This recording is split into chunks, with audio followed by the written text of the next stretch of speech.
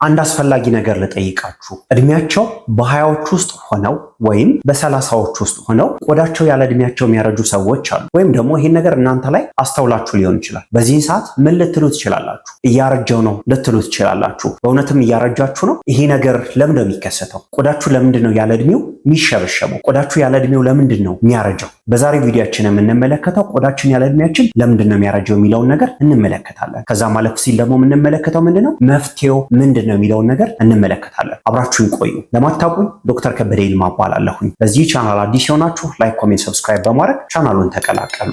በመጀመሪያ ስለ ቆዳችን እንመልከት። ቆዳችን ምንድነው? ሜታቦሊካሊ አክቲቭ ከምንለው የሰውነት ክፍላችን ውስጥ አንዱ ነው። እንደምናውቀው ደግሞ ቆዳችን ላርጀስት ኦርጋን ነው የሚባለው አይደለ? ትልቁ የሰውነት ክፍላችን ቆዳችን ነው። ቆዳችን እንደምናየው ዝም ብሎ ሰውነታችንን ብቻ አይደለም የሚሸፍነው፣ ብዙ ተግባራት አሉት። ራሱን ይተካል። የተጎዳ የቆዳ ሴል ካለ ምን ያደርጋል? እየጠገነ ይመጣል።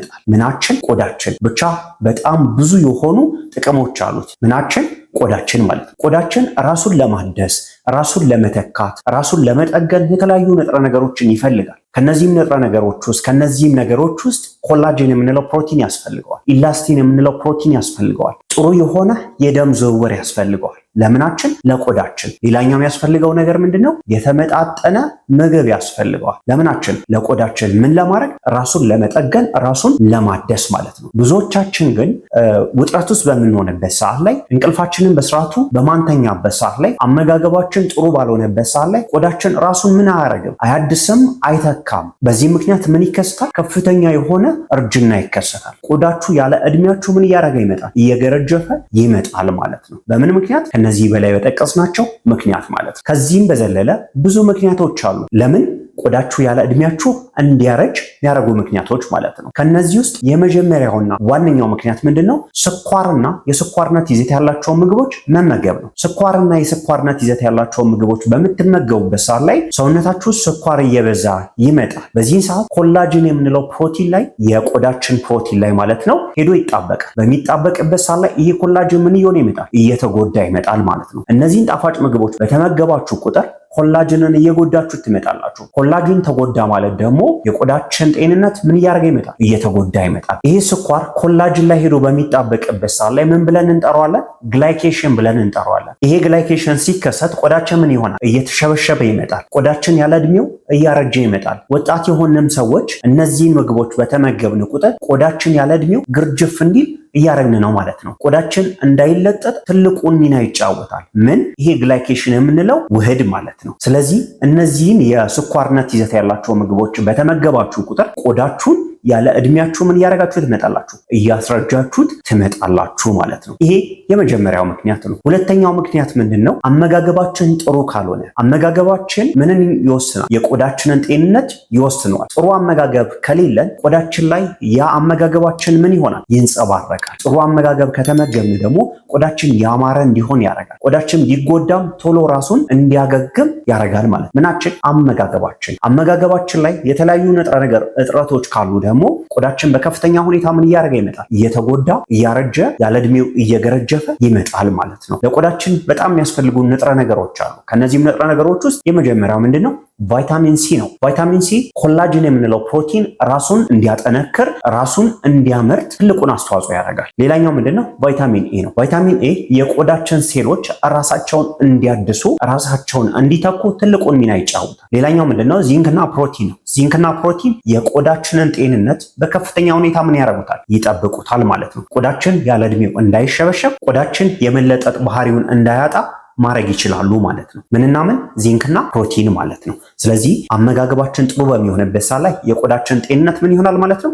ጥሩ ይሆናል ማለት ነው። ሶስተኛው ምንድነው? ቡና ነው። ብዙዎቻችን ቡና እንጠጣለን። ቡና በምንጠጣበት ሰዓት ላይ ደግሞ ውሃ በስርዓቱ አንጠጣም አይደለ? በዚህ ምክንያት ቆዳችንን እየጎዳ ነው እንመጣለን። በተለይ ደግሞ ከ4 ሲኒ በላይ ቡና የምትጠጡ ሰዎች ቆዳችሁን በከፍተኛ ሁኔታ እየጎዳችሁ ነው ያላችሁት። ምን ባለማድረጋችሁ ምክንያት? ውሃ ባለመጠጣታችሁ ምክንያት። ሌላው ደግሞ የካፊን መጠኑ ከፍተኛ በመሆኑ ምክንያት ማለት ነው። የካፊን መጠናችን ከፍ ባለ ቁጥር ሰውነታችን ውስጥ ዳይዩሬቲክ ኢፌክት አለው። ያ ማለት ምን ማለት ነው? ሽንት እንድንሸና ያደርገናል። ሽንት እንድንሸና ካረገን ደግሞ የሰውነት ፈሳሳችንን ምን እያደረገው ይመጣል? እየቀነሰው ይመጣል። ይሄም ቆዳችን እንዲደርቅ ያደርጋል። ቆዳችን እንዲሸበሸብ ያደርጋል። ቆዳችን ማግኘት የሚገባውን እርጥበት እንዳያገኝ ያደርጋል ማለት ነው። ስለዚህ ምን ማድረግ አለብን? ቡና በጠጣን ሰዓት ውሃ መጠጣት መቻል አለብን ማለት ነው። ያለበለዚያ የቆዳችንን ጤንነት በከፍተኛ ሁኔታ ምን እናደርጋለን? እንጎዳለን ማለት ነው። አራተኛው ምንድነው? ስር የሰደደ ጭንቀት በሚኖርበት ሰዓት ላይ ለረጅም ሰዓት የቆየ የእንቅልፍ እጦት በሚኖርበት ሰዓት ላይ በከፍተኛ ሁኔታ ምናችንን ይጎዳል? ቆዳችንን ይጎዳል። በምን አይነት መንገድ ነው ቆዳችንን የሚጎዳው የሚለውን ነገር እንመልከት። እነዚህ ሁለት ነገሮች በሚኖሩበት ሰዓት ላይ ሰውነታችን ውስጥ የኬሚካል ለውጥ ይኖራል። ያ የኬሚካል ለውጥ ምንን ያስከትላል? የቆዳ ላይ ጉዳትን ያስከትላል። ከዚህም የኬሚካል ለውጥ ውስጥ የመጀመሪያው ምንድነው? ኮርቲሶል መጠናችን ከልክ በላይ እንዲመረት ያደርጋል። የኮርቲሶል መጠን ከልክ በላይ ተመረተ ማለት ደግሞ ብዙ ችግሮችን ያስከትላል። ከነዛ ብዙ ችግሮች ውስጥ የቆዳን ኮላጅን የምንለውን ፕሮቲን በከፍተኛ ሁኔታ ይጎዳዋል። የቆዳ ኮላጅን የምንለው ፕሮቲን ደግሞ ተጎዳ ማለት ቆዳችን ያለ እድሜው ምን ያደርጋል? ያረጃል። ቆዳችን ያለ እድሜው ምን ያደርጋል? ይሸበሸባል።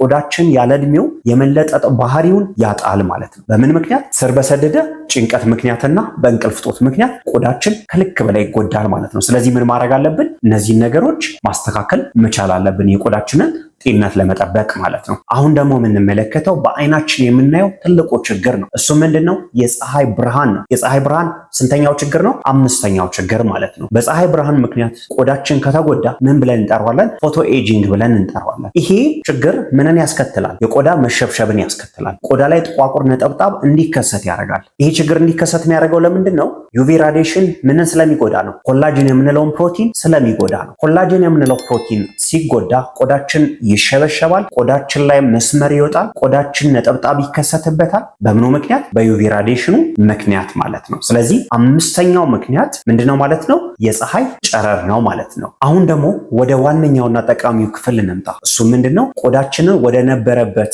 እንዴት መመለስ እንደምንችል ወደምናይበት ክፍል ማለት ነው። ብዙዎቻችን ያለ እድሜ ቆዳችን በሚያረጅበት ሰዓት ላይ ወደ ነበረበት ማይመለስ ይመስለናል። ይመለሳል። ግን ምን ካረጋችሁ? የተወሰነ ለውጦችን ካረጋችሁ፣ ማድረግ የሚገባችሁ ነገሮች ካወቃችሁ ማለት ነው። እነዚህ ማድረግ የሚገባችሁ ነገሮች ምንድናቸው የሚሉትን በዝርዝር እንመልከት። የመጀመሪያው ስኳርና የስኳርነት ይዘት ያላቸውን ምግቦች መቀነስ ወይም ከነጭራሹ ማቆም ነው። ይህን ካረጋችሁ የኮላጅን ጉዳትን ተቀንሳላችሁ።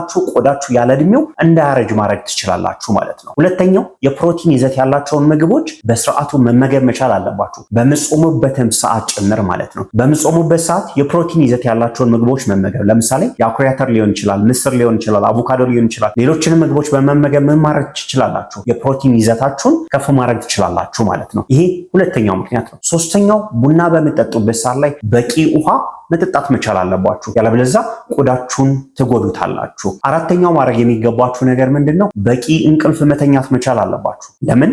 ለቆዳችሁ ጤንነት፣ ለመላ ሰውነታችሁ ጤንነት ማለት ነው። አምስተኛው ማድረግ የሚገባችሁ ነገር ምንድነው? ሰንስክሪን መጠቀም መቻል አለባችሁ። ሰንስክሪን ፀሐያማ አካባቢ ላይ የምትኖሩ ሰዎች ብቻ ሳይሆን መጠቀም ያለባችሁ የትኛውም ቦታ ላይ የምትኖሩ ሰዎች ሰንስክሪን መጠቀም መቻል አለባችሁ። የቆዳችሁን ምን ለመቀነስ? ጉዳት ለመቀነስ ማለት ነው። ስድስተኛው ማድረግ የሚገባችሁ ነገር ሲጋራ የምታጨሱ ከሆነ ሲጋራ መተው፣ አልኮል መጠጡ ከሆነ አልኮል መተው፣ ስፖርት ማሰሩ ከሆነ ስፖርት መስራት የቆዳችሁን ጤንነት ለመጠበቅ ትልቁ ሚና ይጫወታሉ ማለት ነው። ስለዚህ ቆዳችሁ ያለ እድሜያችሁ ካረጀ ማይመለስ እንዳይመስላችሁ፣ ወደ ነበረበት ሁኔታ መመለስ ትችላላችሁ። ምንም በማወቅ ከላይ የጠቀስኳቸውን ችግሮች በማወቅ ማለት ነው። ማድረግ የሚገባችሁ የውስጣችሁን ጤንነት መጠበቅ። የውስጣችሁን ጤንነት ጠበቃችሁ ማለት የቆዳችሁን ጤንነት ጠበቃችሁ ማለት ነው አይደለም?